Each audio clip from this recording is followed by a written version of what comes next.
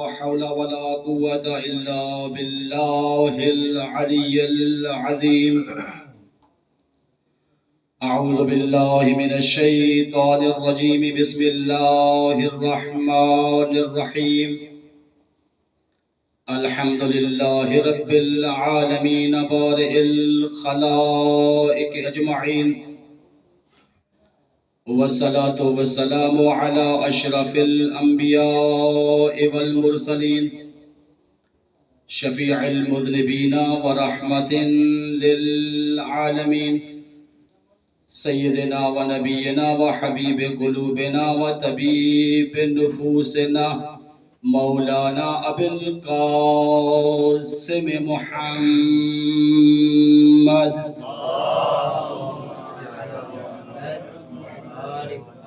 وعلى آله الطيبين الطاهرين المعصومين المظلومين المنتجبين المنتخبين، الذين أذهب الله عنهم الرجس وطهرهم تطهيرا.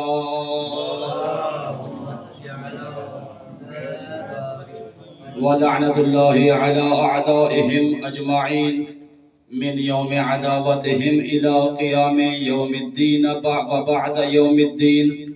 حسبنا الله ونعم الوكيل، نعم المولى ونعم النصير. أما بعد، فقد قال الله تبارك وتعالى في كلامه المتين: بسم الله الرحمن الرحيم. يا أيها الذين آمنوا اتقوا الله وابتغوا إليه الوسيلة وجاهدوا في سبيله لعلكم تفلحون. درود پڑھیے بر محمد و آل محمد. سامعین مکرم، صلوات کا پڑھنا عظیم عبادت ہے. احسان سمجھ کر نہیں، ایمان سمجھ کر بآواز بلند صلوات پڑھیے.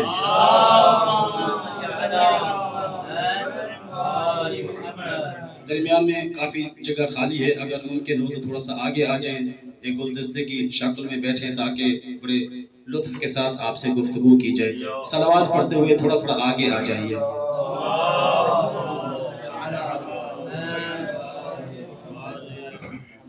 سامعین مکرم، حاضرین مجلس، عقیدہ توسل کے عنوان سے آج مسلسل یہ تیسری گفتگو ہوگی انشاءاللہ. عقیدہ توسل کے بارے میں کل بھی میں نے عرض کیا تھا کہ ایسا نہیں ہے کہ یہ عقیدہ توسل کسی ایک مسلک کا اپنا گھڑا ہوا عقیدہ ہو. جن کو یہ بات یاد ہے وہ میرے ساتھ دیں گے انشاءاللہ. کل کی گفتگو میں جو میرے ساتھ ہم سفر تھے، انشاءاللہ آج کی گفتگو میں بھی اسی محبت اور مودت کے ساتھ ہم سفر رہیں گے. قبلہ میں نے کل بھی گزارش کی تھی، ایسا نہیں ہے کہ اس عقیدہ توسل کا تعلق مسلمانوں میں جتنے بھی مسلک ہیں، جتنے بھی مکاتب فکر ہیں، ایسا نہیں ہے کہ کسی خاص مکتب، کسی خاص مسلک کا یہ عقیدہ ہو. بلکہ میں نے عرض کیا تھا کہ عقیدہ توسل قرآنی عقیدہ ہے، عقیدہ توسل اسلامی عقیدہ ہے، عقیدہ توسل دینی عقیدہ ہے. ہاں، بعض جزئیات میں کچھ اختلاف ہے جس کی طرف ہماری گفتگو کل ہوئی تھی، اور جہاں کل گفتگو رکی تھی آج انشاءاللہ وہاں سے ہی شروع کرنا ہے.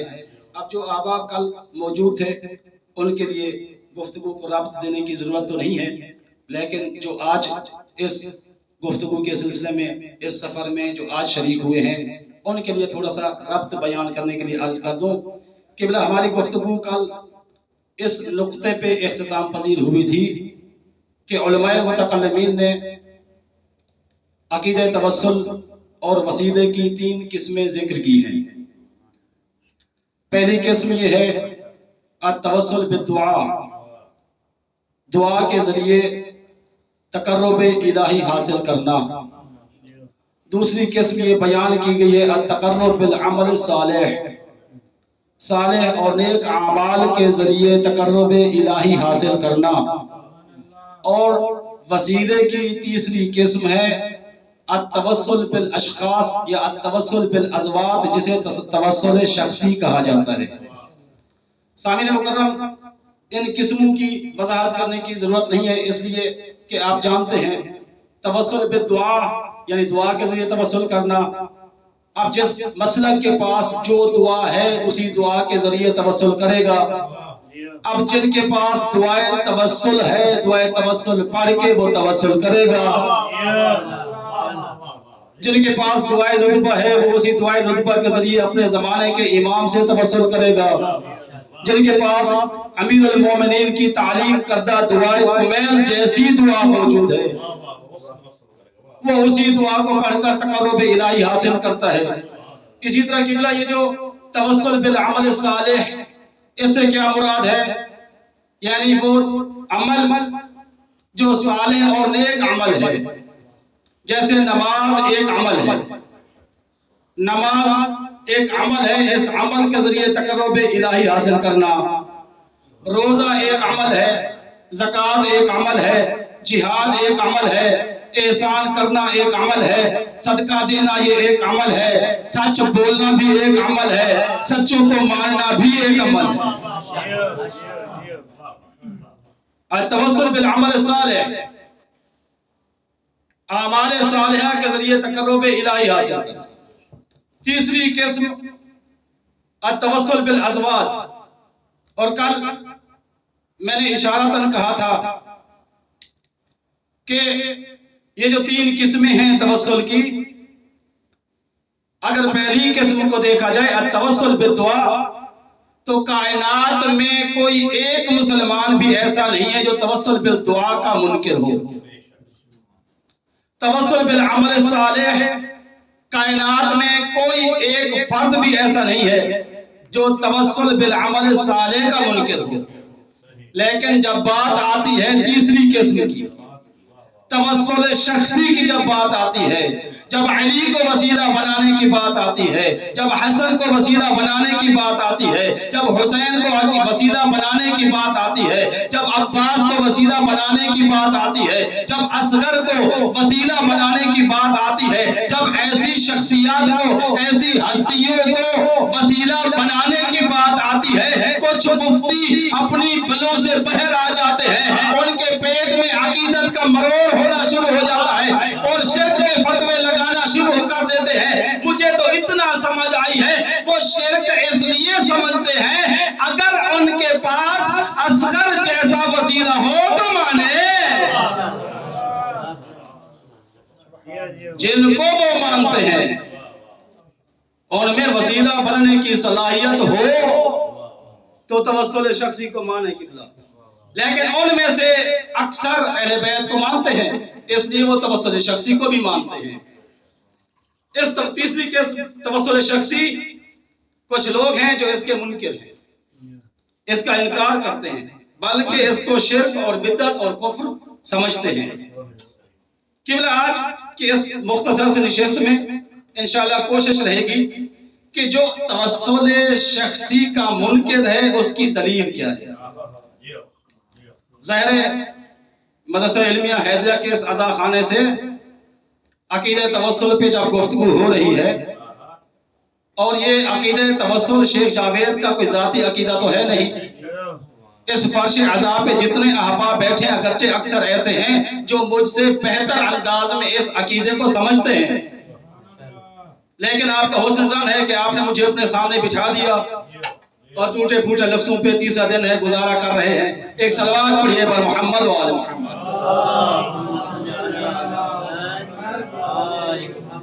نعرہ تکبیر، نعرہ رسالت، نعرہ حیدری، آواز بلند صلوات.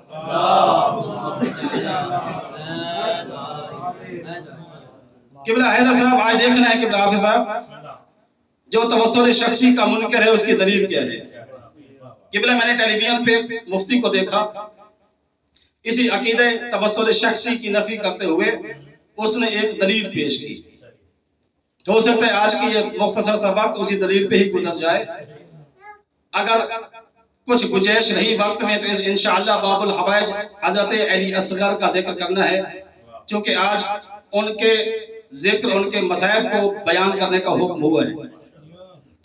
سامعین مکرم، وہ مفتی صاحب فرما رہے تھے، دلیل بیان کرنے سے پہلے انہوں نے ایک مثال دی، کہا کہ کیا مراد ہے توسل شخصی سے؟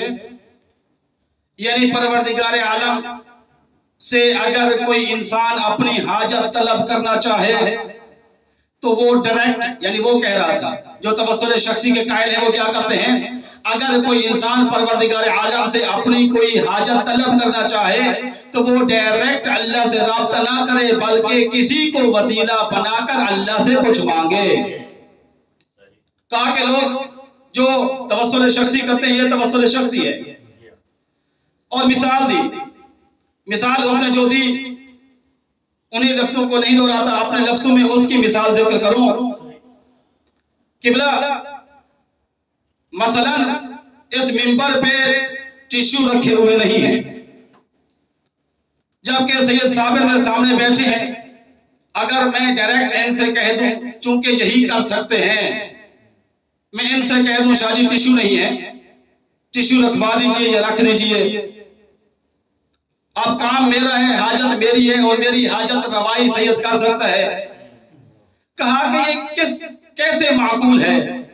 جب ڈائریکٹ آپ سید سے بات کر سکتے ہیں، پھر کربلا میں موجود سید حسن کو کال کر کے کہنا شاہ جی آپ سید صابر سے کہہ دیں کہ وہ منبر پہ ٹشو کا ڈبہ رکھ دے۔ وہ کہتا ہے کیسے معقول ہے؟ جو قریب بیٹھا ہے اس سے ڈائریکٹ بات کرنے کی بجائے دور والے کو وسیلہ کیسے بنا سکتے ہیں؟ اسی مثال کے بعد اس نے قرآن مجید کے سورہ کاف کی تقریب غالباً 16 نمبر آیت ہے یا 9 نمبر آیت ہے، اس کی تلاوت کر کے کہا قرآن مجید میں پروردگار عالم ارشاد فرما رہا ہے نحن اقرب الیہ من حبل الورید، اے بندو اے انسانو اللہ تمہاری شہ رگ سے بھی زیادہ قریب تر ہے۔ مفتی صاحب نے استدلال کرتے ہوئے کہا جب اللہ خود انسان کے قریب رہتا ہے پھر دور رہنے والوں کو وسیلہ کیسے بنایا جا سکتا ہے؟ کتنا خوبصورت دلیل ہے جس کو سن کر آپ نے بھی ماشاءاللہ کہہ دیا۔ وہ کہتے ہیں کہ اگر آپ فروٹ لینے جائیں نا منڈی میں، جتنا زیادہ گلا سڑا فروٹ ہوگا اس کی پیکنگ اتنا زیادہ خوبصورت ہوگی۔ یہ لوگ جو مسلمانوں کے عقائد پہ ڈاکہ ڈالتے ہیں اپنے فاسد عقائد کی پیکنگ قرآنی آیات سے بڑے خوبصورت طریقے سے کرتے ہیں۔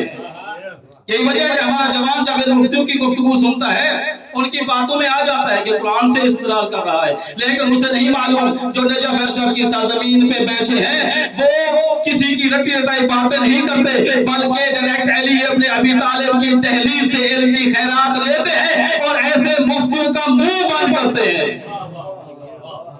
ہم بتائیں گے نجف کے طلاب علماء مفتی صاحب آپ کی گفتگو میں اشتباہ کہاں ہے، آپ کی گفتگو میں مغالطہ کہاں ہے، آپ کی گفتگو میں اشتباہ اور شبہ کہاں ہے؟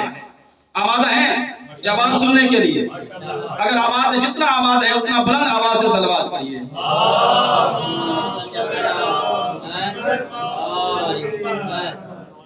سامعین مکرم، مفتی صاحب نے کہا کہ پروردگار عالم ارشاد فرما رہے ہیں نحن اقرب الیہ من حبل الورید، ہم تو انسان سے، انسان کے اس کی شہ رگ سے بھی زیادہ قریب تر ہیں۔ مفتی صاحب نے کہا جب اللہ خود قریب ہے تو وسیلہ تو اس کی نسبت دور ہوتا ہے، پھر دور والے کو وسیلہ بنانے کی ضرورت کیا ہے؟ پہلا نقضی جواب دینے لگا ہوں، 2 نقضی جواب دوں گا، اس کے بعد ایک حلی جواب دوں گا اور آپ تمام مومنین سے دعا لوں گا۔ سامعین مکرم، قرآن مجید میں پروردگار عالم نے فرمایا نحن اقرب الیہ من حبل الورید، ہم انسان کے اتنا قریب ہیں، اتنا قریب ہیں، شاید اس کی شہ رگ دور ہے، ہم قریب ہیں۔ یہ حقیقت ہے کہ پروردگار عالم انسان کے قریب ہے، جب قرآن کہہ رہا ہے تو وہ قریب ہے، پھر شک کیسا؟ اللہ انسان کے قریب ہے۔ میں کہوں گا اے مفتی صاحب آپ نے آیت پڑھی، آیت بھی ٹھیک ہے، ترجمہ بھی ٹھیک ہے، آپ نے اس سے استدلال کیا، اس استدلال سے مجھے آپ کی عقل پہ ماتم کرنے کا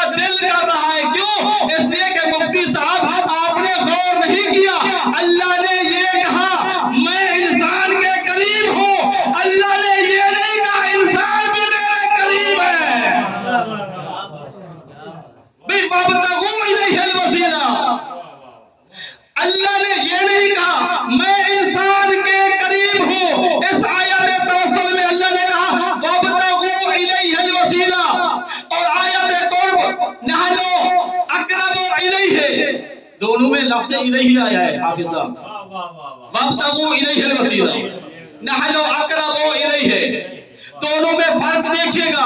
آیت توسل میں پروردگار عالم نے کہا اس کی طرف قرب حاصل کرو، اور دوسری آیت میں کہا نحن اقرب الیہ، ہم تو اس کے قریب ہیں۔ اے مفتی صاحب، اگر تعصب کی عینک اتاری ہوتی، غور سے پڑھا ہوتا، تو آپ کو عقیدہ توسل کا صحیح مفہوم بھی سمجھ آتا، صحیح اس کا مطلب بھی سمجھ آتا۔ مفتی صاحب، یہ عقیدہ توسل خدا کو اپنے قریب کرنے کے لیے نہیں ہوتا، خدا کے قریب ہونے کے لیے ہوتا ہے۔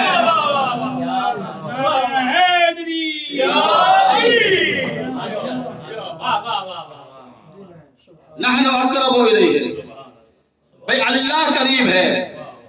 اللہ نے یہ تو نہیں کہا کہ تم بھی میرے قریب ہو، اس لیے کہ پروردگار عالم واجب الوجود ہے اور ہم ممکن الوجود ہیں۔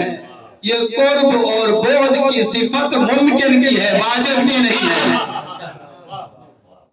اگر کوئی شخص قرب اور بعد کی نسبت اللہ کی طرف دے گا، وہ وسیلہ مانے نہ مانے وہ پہلے ہی مشرک ہو جائے گا، کافر ہو جائے گا۔ اس لیے اگر قرب اور بعد کی نسبت اللہ کی طرف دیں گے، اس سے پہلے سے یہ ثابت ہو جائے گا جس کو خدا مان رہے وہ تو جسم ہے، کیونکہ قرب اور بعد جسم کی علامت ہے، جسم کی صفت ہے۔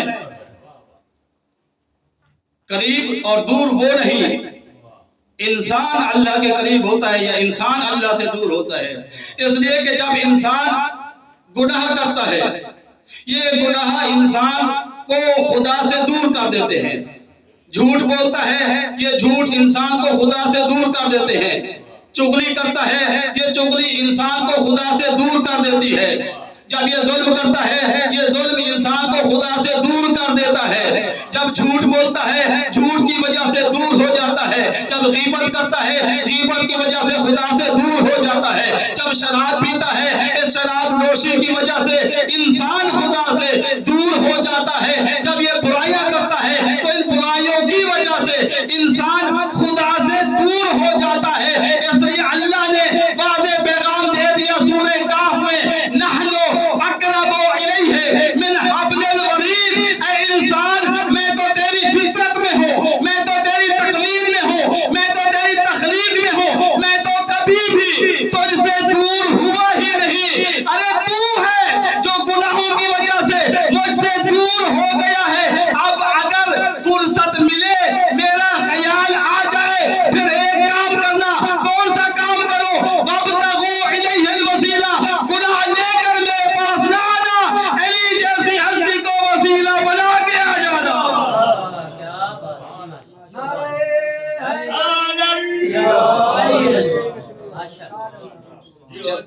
دو ترے دنوں تو میں ویدا پیاں جڑا بندہ نعرہ مریں دے وہ آدھے کمرے تو باہر آواز نہ بنے، جڑے جواب دیندے نے وہ آدھے نال لے بندے کی پتہ نہ لگے۔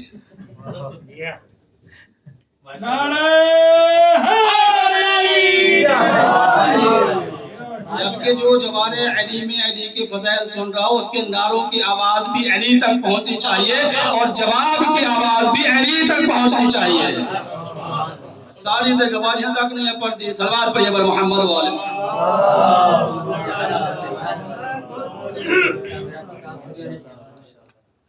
نحن اقرب الیہ من حبل الورید۔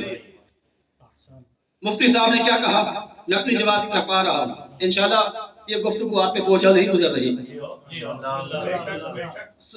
بے شک بوجھل گزرتی پئی ہے۔ صلوات پڑھیں بر محمد والے محمد۔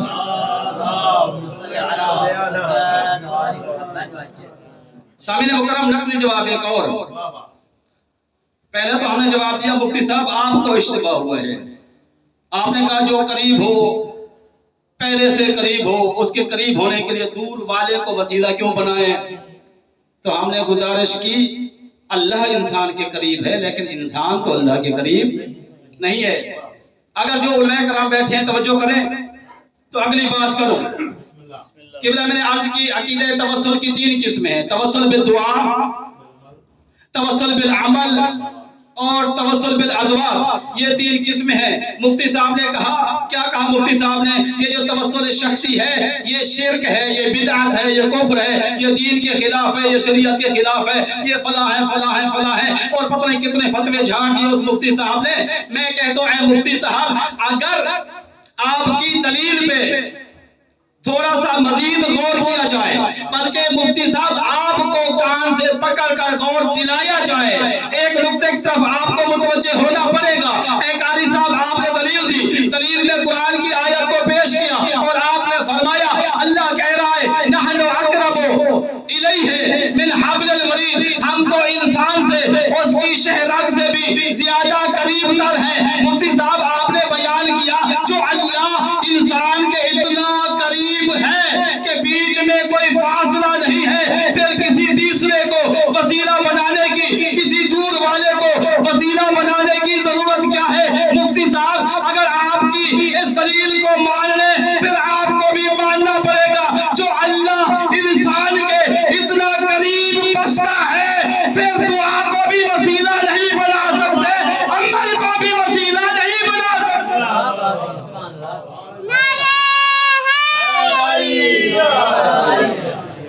मुफ्ती साहब फिर आपकी दलील पूरे अकीदे तवस्सुल की नफी कर रही है, इसलिए कि जब खुदा करीब है फिर दुआ वसीला कैसे बन सकती है?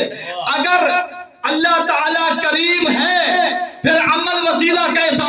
ऐ मुफ्ती साहब इतना बताइए, आप कहते हैं तवस्सुल पे दुआ हो सकता है, तवस्सुल पे अमल सालेह हो सकता है, तवस्सुल शख्सी नहीं हो सकता। क्या दलील दी?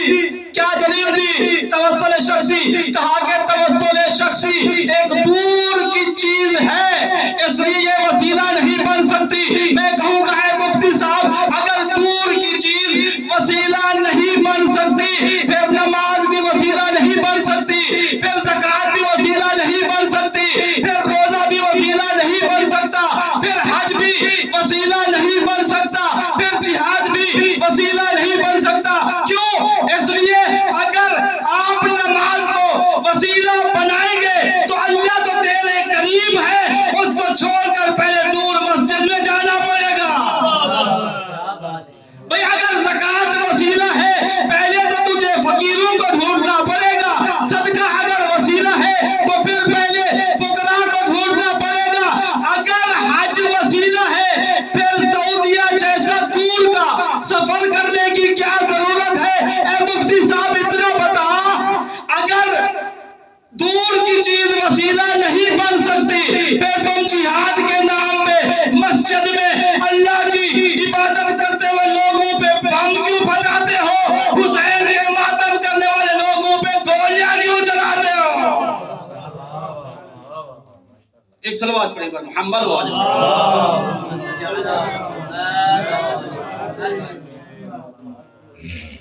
अगर दूर की चीज वसीला नहीं बन सकती, शायद अली के बुग़्ज़ में तूने ये नतीजा निकाला।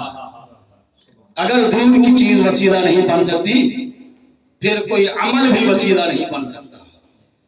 इसलिए जब मैं यहाँ बैठा हूँ तो खुदा मेरे करीब है। नमाज को वसीला बनाऊंगा, पहले वुजू करूंगा, कितना फासला, फिर मस्जिद में जाऊंगा, कितना फासला, आजान का इंतजार करूंगा, इकामत का इंतजार करूंगा, पेश इमाम के आने का इंतजार करूंगा, कितना फासला, फिर तो कुछ भी वसीला नहीं है। लेकिन मुफ्ती साहब ने नौजवानों के जहन में एक शुबा तो डाल दिया है कि अल्लाह इंसान के करीब है तो फिर वसीले की क्या जरूरत? जाहिरन तो शुबा आ गया, एक मुगालता आ गया। लेकिन याद रखिएगा ये फकत मुगालता और शुबा नहीं है, बल्कि मुफ्ती साहब की गुफ्तगू से ये बात भी जाहिर हो रही है कि कुरान मजीद में तनाफी भी पाई जाती है, तारुज़ भी पाया जाता है। जैसे एक आयत है जिसमें अल्लाह कह रहे नहनु अक़रबु इलैहि मिन हब्लिल वरीद, कि हम तो इंसान की शहरग से भी ज्यादा करीब हैं। और सूरह माइदा में वही अल्लाह फरमा रहा है वब्तगू इलैहिल वसीला, अल्लाह की तरफ वसीला तलाश करो। एक आयत कह रही है कि अल्लाह करीब है, दूसरी आयत कह रही है कि अल्लाह का कुर्ब तलाश करो। तो जाहिरन तो ये लग रहा है कि दो आयतें हैं, दोनों में तनाफी है, دو آیتیں ہیں دونوں میں تعارض ہے، دو آیتیں ہیں دونوں میں تناقض ہے، جبکہ ہر مسلمان کا یہ عقیدہ ہے قرآن مجید میں کوئی تنافی نہیں پائی جاتی، قرآن مجید میں کوئی تعارض نہیں پایا جاتا، قرآن مجید میں کوئی تنافی نہیں پائی جاتی، بلکہ ہمارا عقیدہ ہے قرآن کا بعض دوسرے بعض کی تفسیر کرتا ہے، قرآن کا بعض دوسرے بعض کی تفسیر کرتا ہے، تعارض پیدا نہیں کرتا۔ لیکن مفتی صاحب آپ کو جو تعارض نظر آیا، آپ کے استدلال کے جو فاسد نتائج ہمارے سامنے آ رہے ہیں، اس سے یہ بھی نتیجہ آیا کہ قرآن مجید میں معاذ اللہ تعارض پایا جاتا ہے۔ ایک آیت کہہ رہی ہے کہ اللہ قریب ہے، دوسری آیت کہہ رہی ہے کہ اللہ کا قرب حاصل کرو، تنافی ہے کہ نہیں؟ جو قریب ہے اس کا قرب کیسے حاصل کریں جو ہے ہی قریب؟ تو اس کا جم، اس کا نتیجہ، اس کا حل کیا ہے؟ اس کا حل جو بندے حقیر کے ذہن میں آیا علماء تائید کریں گے۔ پروردگار عالم نے جو کہا نحن اقرب الیہ من حبل الورید، یہ بات ٹھیک ہے، اللہ انسان کے قریب ہے۔ فطرت اللہ التی فاطر الناس علیہا، یہ آیت بھی کہتی ہے کہ اللہ انسان کی فطرت میں موجود ہے۔ پروردگار عالم اللہ کی ذات انسان کی تخلیق میں موجود ہے۔ عالم ذر میں جو عہد و پیمان لے کے آیا تھا، انسان کے وجود کا ایک ایک انگ توحید خدا کیا گواہی دیتا ہے۔ نحن اقرب الیہ، تعارض ختم کر رہا ہوں۔ کیا تعارض ہے؟ ایک آیت کہہ رہی ہے کہ قریب ہے، دوسری کہہ رہی ہے قریب ہو جائے، اس کا حل کیا ہے؟ مفتی صاحب آپ کو اصل میں بات سمجھ ہی نہیں آئی۔ اللہ نے کہا میں قریب ہوں، اس میں کوئی شک نہیں ہے، اللہ انسان کے قریب ہے، اللہ انسان کے قریب ہے، لیکن دوسری آیت میں پروردگار عالم نے حکم دیا وابتغوا الیہ الوسیلہ، اس کی طرف وسیلہ تلاش کرو۔ اور کل میں نے تفاسیر کی روشنی میں بتایا تھا، حضرت علی ابن ابی طالب نے ارشاد فرمایا انا الوسیلہ، میں علی وسیلہ ہوں۔ اور جناب سیدہ کا ایک فرمان بھی پڑا تھا، بی بی فرماتی ہیں نحن وسیلتہ فی خلقہ، ہم مخلوق خدا میں وسیلہ ہے، تو معلوم ہو گیا محمد و آل محمد امت محمد کے لیے وسیلہ ہے۔ یہ نحن وابتغوا الیہ الوسیلہ کی تفسیر میں ہمیں یہ ملتا ہے۔ اور ایک آیت کہہ رہی ہے نحن اقرب الیہ من حبل الورید۔ مفتی صاحب بات سمجھنا، یہ بات ٹھیک ہے، اللہ انسان کے قریب ہے، لیکن یاد رکھنا اللہ ہر انسان کے قریب نہیں، اللہ ان کے قریب ہے جن کے پاس حسن جیسا وسیلہ موجود ہے، جن کے پاس حسین جیسا وسیلہ موجود ہے، جن کے پاس عباس جیسا وسیلہ موجود ہے، جن کے پاس اصغر جیسا وسیلہ۔ بابا نے بلندتر صلوات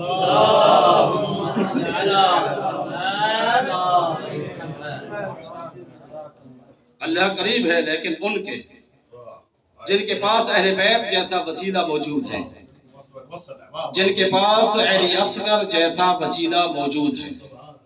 سامعین مکرم روایات میں ملتا ہے، اور چونکہ میں پہلی مجلس میں عرض کیا تھا کہ جو ہستی وسیلہ بنتی ہے وہ باب الحوائج ہوتی ہے، کوئی فرق نہیں ہے دو لفظ میں، لفظ الگ الگ ہے، وسیلہ اور باب الحوائج ایک ہی چیز ہے۔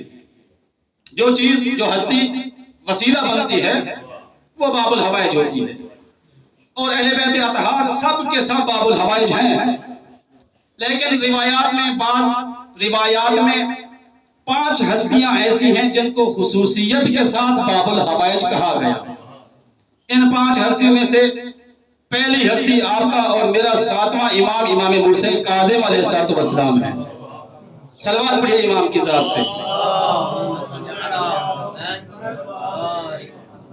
دوسری ہستی شہنشاہ وفا حضرت ابو الفضل عباس ہیں جن کو باب الحوائج کہا گیا ہے۔ قبلہ تیسری ہستی جناب مسلم ابن عقیل ہیں جن کو باب الحوائج کا کہا گیا ہے۔ قبلہ چوتھی ہستی جناب ام البنین ہیں جن کو باب الحوائج کہا گیا ہے۔ اور ان 5 ہستیوں میں سے 5ویں ہستی جناب رباب کا ننھا شہزادہ علی اصغر ہے جنہیں باب الحوائج کہا گیا ہے۔ گرمی کا موسم ہے، تھوڑا سا مزاج بنے، آخری جملہ پڑھنا ہے، اس کے بعد مسائل تک بڑھ جاؤں گا۔ سامعین مکرم، پروردگار عالم نے 5 ہستیوں کو باب الحوائج بنایا۔ ان 5 میں سے 5ویں ہستی کوئی بڑا جوان نہیں، ننھا سا بچہ ہے، بے زبان بچہ ہے۔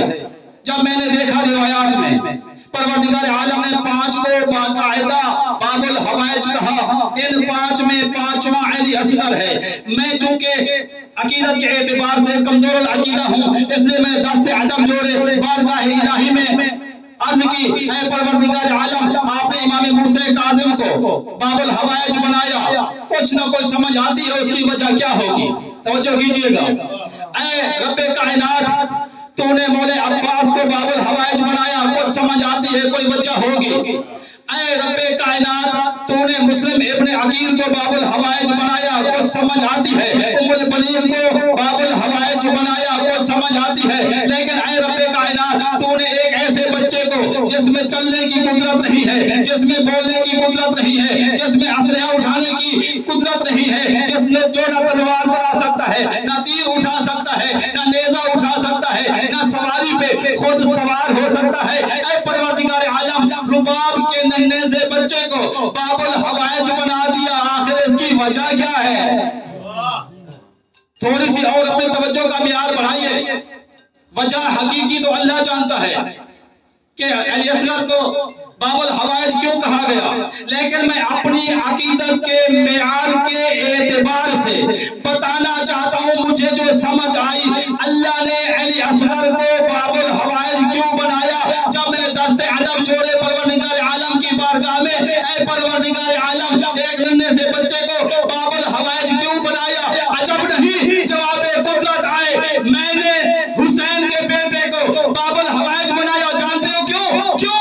اس لیے حسین نے اپنے اس ننھے سے بچے کا نام علی رکھا، مجھے علی اتنا پسند آیا، میں نے حسین کے بیٹے کو باب الحوائج بنا دیا۔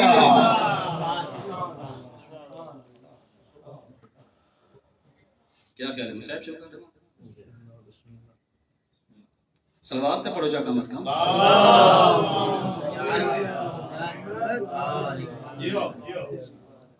اس لیے میں نے باب الحوائج بنا دیا۔ جو ہستیاں باب الحوائج بن کے آئی تھی، جانتے ہیں باب الحوائج کا معنی کیا ہوتا ہے؟ باب کہتے ہیں دروازے کو، حوائج جمع ہے حاجت کی، یعنی حاجتوں کا دروازہ۔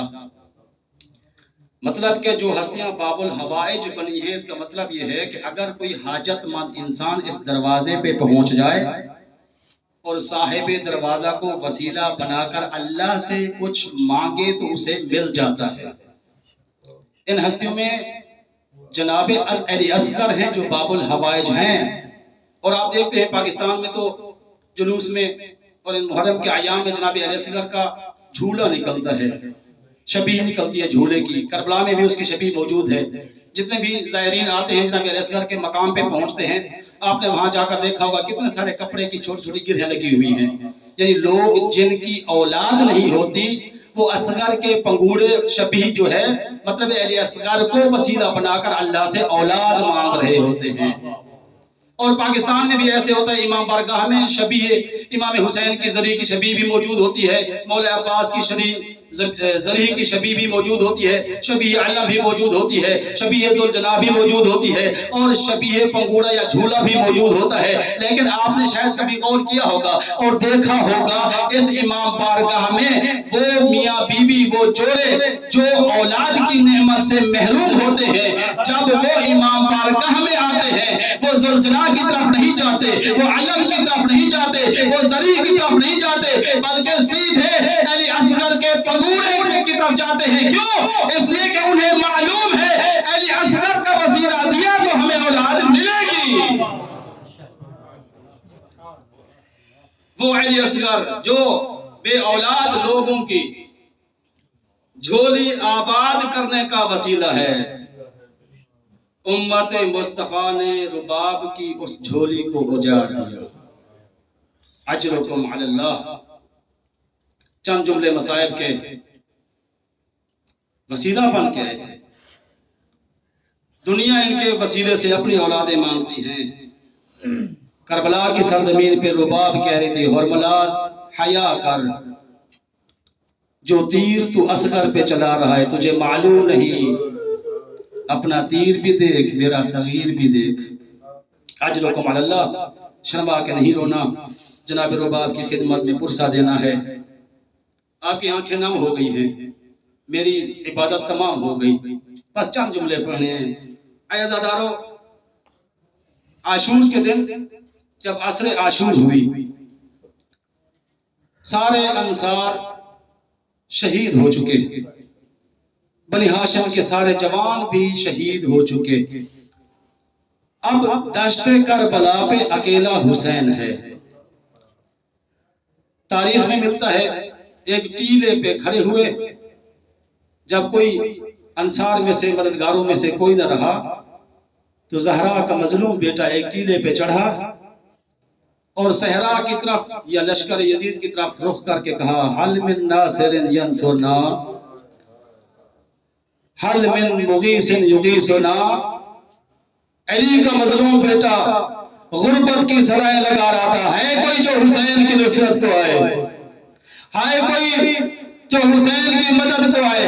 ارباب عزا امام حسین علیہ السلام یہ صدائے غربت بیان کر رہے تھے، حل من ناصر کی صدائیں دے رہے تھے، کہ امام حسین کی کانوں میں مسرات کے رونے کی آوازیں پہنچی۔ جب امام حسین خیام کی طرف متوجہ ہوئے تو کیا سنتے ہیں؟ بیویوں کے رونے کی آوازیں آ رہی ہے، بیویوں کے ماتم کی صدائیں آ رہی ہے۔ جلدی سے میرے مولا خیام کی طرف لپکے، جا کر زینب عالیہ کو بلایا، بہن عالیہ اتنا بتا، کیا شدت پیاس کی وجہ سے کوئی بچہ مر گیا ہے؟ اجرکم اللہ، اپنا مزاج بنائیے۔ بی بی عالیہ نے کہا، نہیں بھیا، پھر رونے کی آوازیں کیوں آ رہی ہے، پھر مسرات گریہ کیوں کر رہی ہے، پھر یہ ماتم کیوں ہو رہا ہے؟ بی بی نے آگے بڑھ کے کہا، اے میرے بھیا حسین، جب سے آپ نے غربت کا استغاثہ دیا ہے، جب سے آپ نے نصرت کا استغاثہ دیا ہے، آپ کا 6 ماہ کا اسرار وہ پیگے میں سکون نہیں کرتا، وہ خود کو بار بار پنگورے سے باہر نکال دیتا ہے، گویا کہ یہ کہہ رہا ہو، اے میرے بابا، جب تک میں علی اصغر موجود ہوں، وہ میرے بھائی اکبر کے قاتلوں سے وہ مدد نہ مانگ۔ اجرکم علی اللہ، بس 2 جملے اور سن لیجئے۔ میرے بھائی اکبر کے قاتلوں سے مدد کیوں مانگتے ہیں جبکہ میں خود موجود ہوں؟ اے ارباب عزا، امام حسین نے کہا، اصغر کو میرے پاس لے آئیے۔ جناب علی اصغر کو لایا گیا، امام حسین نے اپنے ہاتھوں میں اٹھایا اور دشت کربلا کی طرف چل پڑے۔